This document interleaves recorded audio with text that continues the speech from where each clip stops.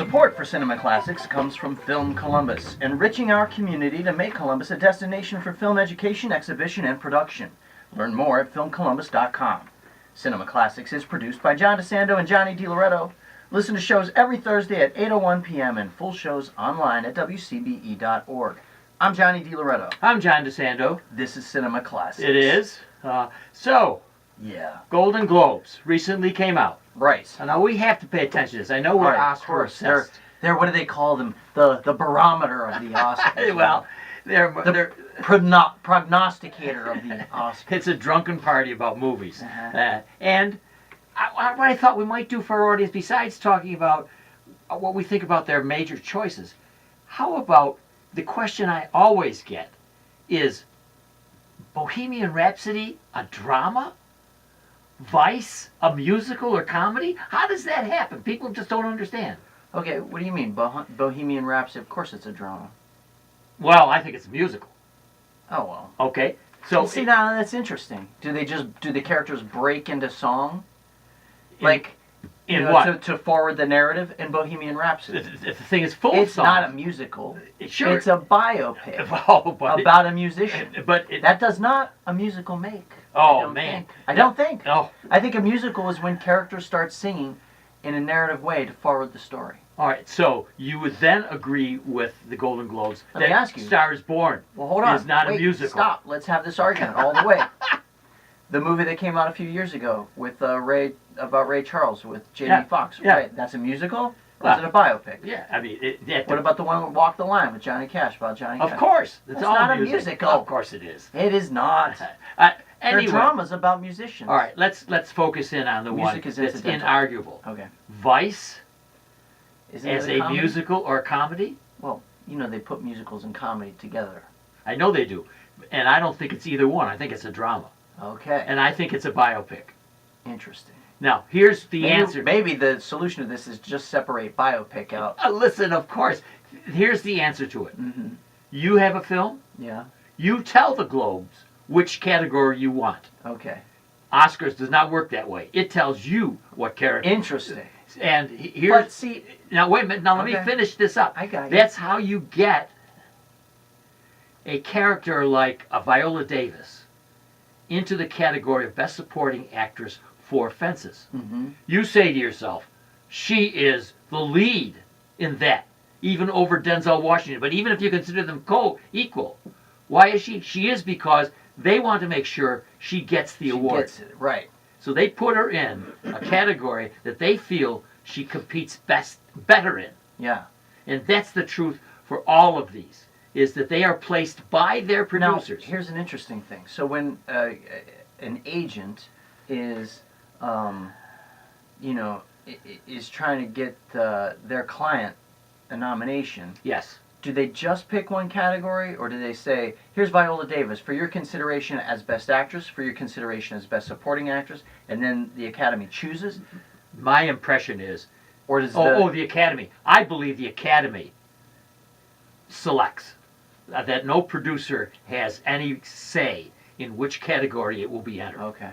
And that's what makes the Golden Globes so interesting, and what makes it such a game for producers, is that they pick the category where they believe they have the best chance. Well, I would say that I think Vice slips in there because it's from Adam McKay, and it has a sort of, doesn't it have a sort of semi-comical tone? It had only a few the moments. Bush stuff. To me, it is serious biopic, Okay. showing the emergence of Dick Cheney All right. as the most powerful vice Yeah, president I don't in know. history. What, I mean, Well, no. what I mean, I'm glad that we had this discussion, because it represents how the Golden Globes can even get up there and promote something internationally that seems to me foolish. Yeah. But it's not, because you believe such and such. Uh-huh. So it can be. But anybody standing back would say, well, gosh, that should be in the musical Sure, category. right. Yeah, that happens occasionally. Yeah, but that's not a mistake. Yeah. And with the millions of dollars that rest on your decision, you can bet they make the most pointed decision about where it's going to be. So my question to you is, are you comfortable with Bohemian Rhapsody as the best drama? Not as drama, I don't mean emphasis, but as the best picture by Golden Globes. No. Okay. And I think this is interesting, right? This is where you begin to see the sort of the tides turn on a movie. You know, we have been talking about A Star is Born being the best picture of the year for months now. Months. I know. And now this is the backlash. So Bohemian Rhapsody didn't get really good reviews. I mean, it got lukewarm reviews, it was right? mixed. But it was this monster hit. Again, right on the heels of A Star is Born, which was really interesting. Yes. That audiences flocked to these two music-driven pictures. So I think what we're seeing now is just A Star is Born burnout and a Bohemian Rhapsody sort of late in the game resurgence. Yeah, and I don't know if there's any answer. There is another ingredient here. This is voted on by 88 foreign press writers, as opposed to for the Oscar, 8,200 people vote. So you have a specialized voting group. Yeah. You say 42 There are 88 in the Oscars. correspondents. Oh. In Golden Globes, Okay. foreign correspondents. Got it. And then there are 8,200 people in the Academy voting. Got it. There's got to be a difference in perspective. Yeah, for on sure. that. So, for whatever reason that Bohemian Rhapsody comes to the fore, let me tell you that the Central Ohio Film Critics Association, of which you are a part, Yes. it's a somewhat eccentric group. So, That's why it's called Kafka.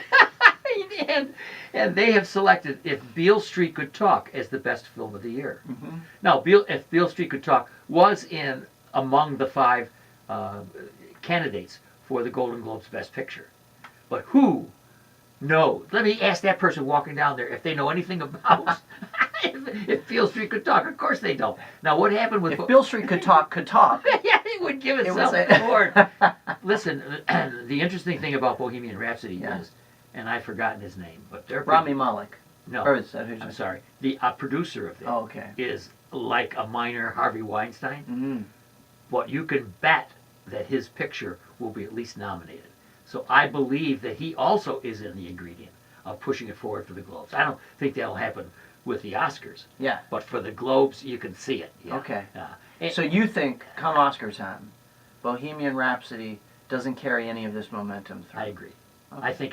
I still think that A Star is Born has such a popular appeal that it will be one of the 2 or 3 contenders, of which I don't believe Bohemian Rhapsody will. I think, for instance, The Favorite will be in that mix. Yeah. And strangely, Roma might get in there in the Oscar stuff. But we're talking Golden Globes. And Roma was an important part of Golden Globes because Alfonso Cuarón got Best Director Right. for Roma.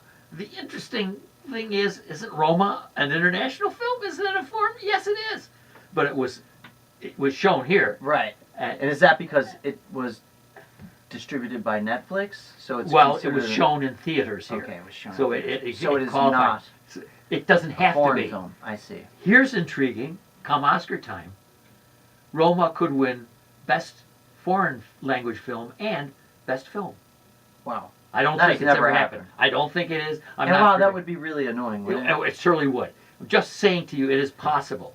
Therefore, So here's what's going to happen, right? They give it the Best Foreign Film award, so that frees up the Best and Picture. and exactly, and I think that's how it goes. If there is that kind of meta Because survey even if of it that, was nominated in the larger field of Best Picture nominees, they wouldn't get it. no, And of course then not. and then Not it would enough. get nothing. It would walk away. And we've had all this controversy around it being a Netflix production, and the distributors not being happy Yeah.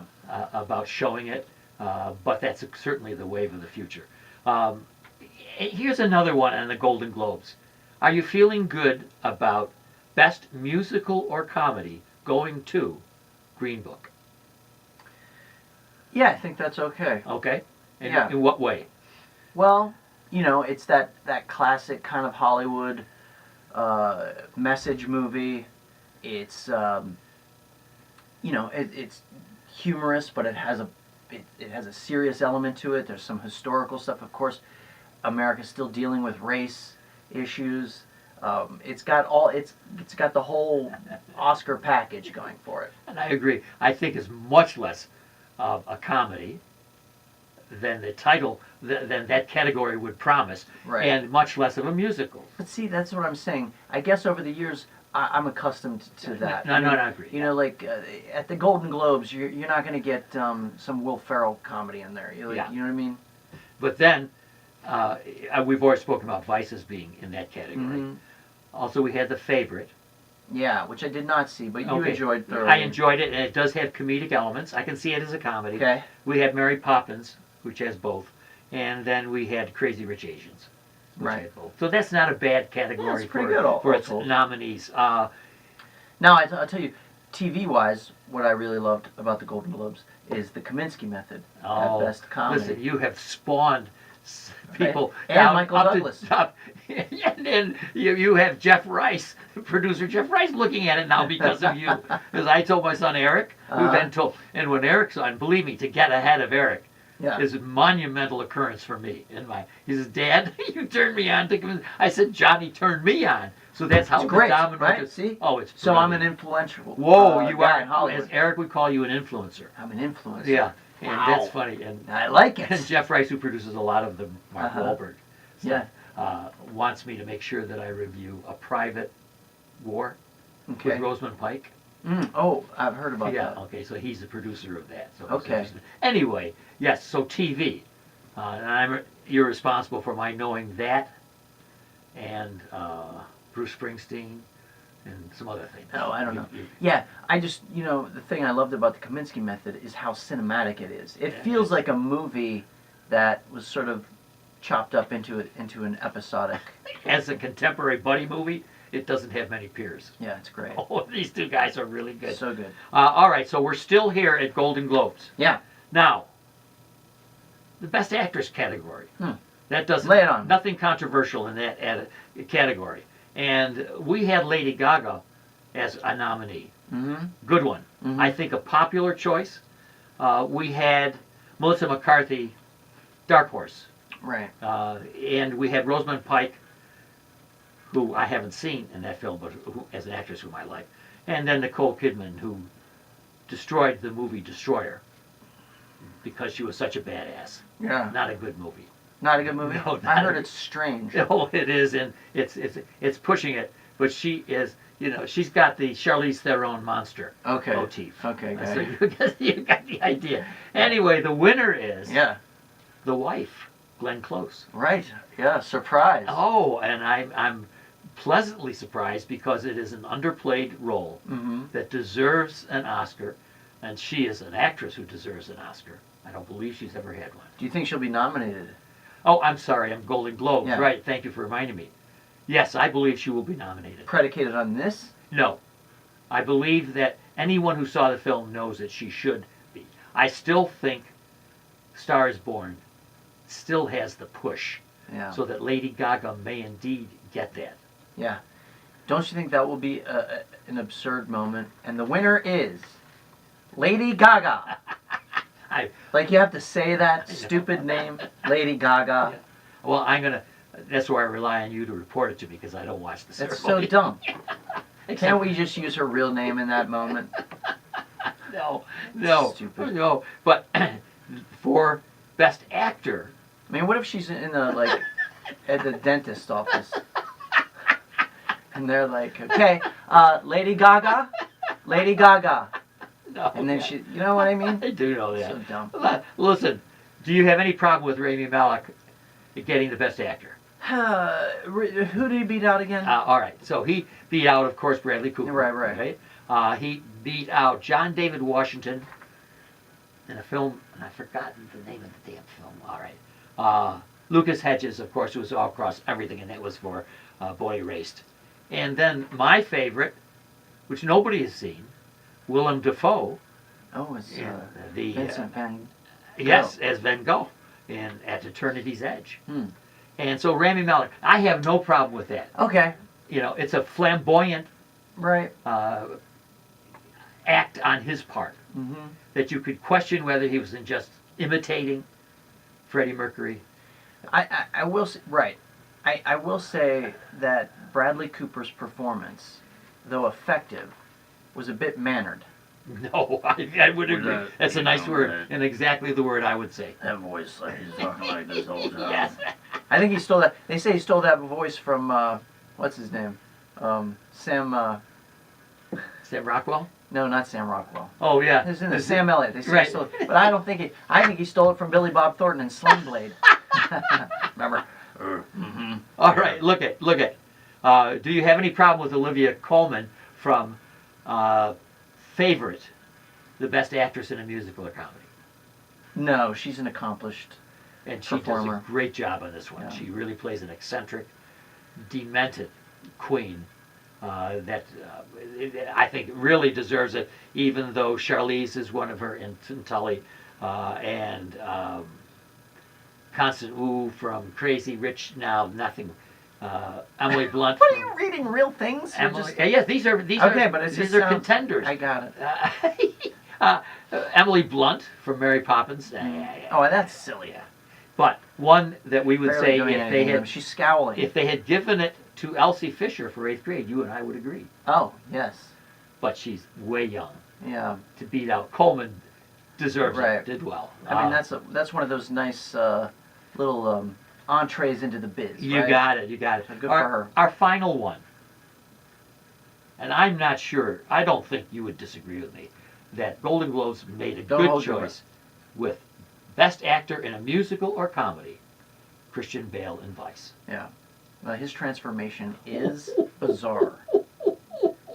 If you would have told me that, I know. if I would have, it's a good thing this movie like snuck up on us, because had I read that Christian Bale was going to play Dick Cheney, I would have thought that's ridiculous, that's absurd, and yet he just really inhabits that. Oh, he does. He's great. Listen, a final word on this. Yeah. For one of his competitors Mhm. for the Best Actor in a Musical or Comedy was Robert Redford. And the Old Man and the Gun. Right. Yeah. That's stupid. right. That doesn't fit at all. That's just an homage to an old man. Right. Yeah, I mean, I love it, but Yeah. he's It's not a doing typical Redford Yeah, doing he's his just thing. charming his way through there. Nor is it comedic, except when he's pulling his heist, which is very Well, few. it's a little. It's charming and Yeah, it's charming. Anyway, that's the category where we win. Woo! Wow. Cinema Classics is, if nothing else, Long-winded. the best charming show on National Public Radio.